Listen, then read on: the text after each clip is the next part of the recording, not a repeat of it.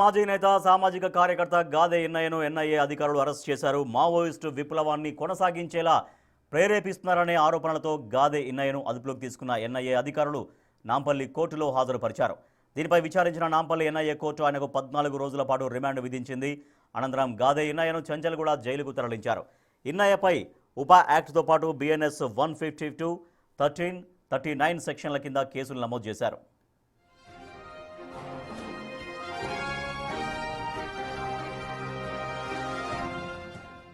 గతంలో peoples war గ్రూప్లో దాదాపు 20 ఏళ్ల పాటు క్రియాశీలకంగా పనిచేసిన గాదే ఎన్నయ్య తర్వాత జనజీవన స్రవంతిలో కలిసిపోయారు.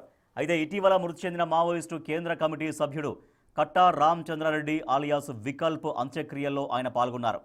అదే సమయంలో మావోయిస్టు పార్టీకి మద్దతు ఇచ్చేలా ఎన్నయ్య ప్రసంగించారు.